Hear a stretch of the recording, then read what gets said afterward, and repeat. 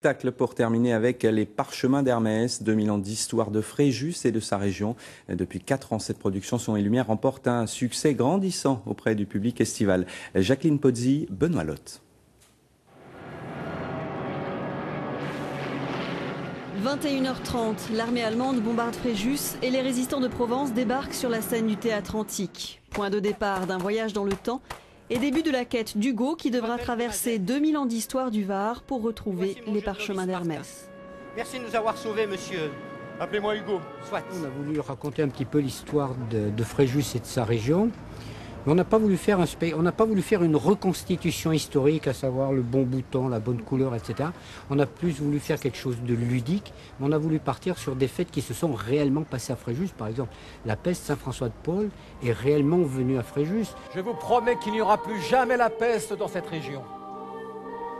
Lève-toi, peuple de Fréjus! La peste en 1482, le massacre des protestants, Bonaparte en 1799. Les époques s'enchaînent et prennent vie grâce à près de 200 figurants qui n'ont que quelques minutes pour changer de tenue et de siècle en coulisses. Comme les couturières, les techniciens, les décorateurs, ils sont tous amateurs, bénévoles. C'est quoi votre rôle là? Un savant. Un savant. Et avant vous étiez? Résistant. Et dans la vraie vie? Fonctionnaire. C'est agréable comme expérience de changer de peau Super. comme ça? Après, je serai empereur, c'est encore mieux.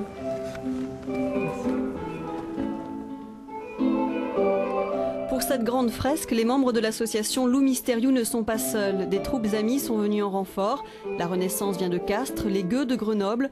Tout ce monde coaché en amont par un professionnel de la mise en scène, ici bénévole. Il a contribué à faire évoluer les Parchemins d'Hermès au fil des ans. Ce ne sont pas des professionnels, ce ne sont pas des gens qui sont voués à faire ce métier-là. Donc en fait, il faut simplement savoir leur parler pour que tout se passe bien. Donc lâcher un peu les préjugés ou des choses comme ça et puis travailler avec des gens qui sont très différents malgré tout. Et arriver à un résultat qui est quand même d'un sacré niveau. Voilà, un résultat qui bluffe les gens. Que les jeux commencent! 23h30, les Romains règnent sur Fréjus. La quête d'Hugo va aboutir. Les Parchemins d'Hermès vivront ce soir leur dernière représentation après 4 ans d'existence. Mais l'histoire est un éternel recommencement. Rendez-vous l'an prochain pour d'autres aventures dans le théâtre antique.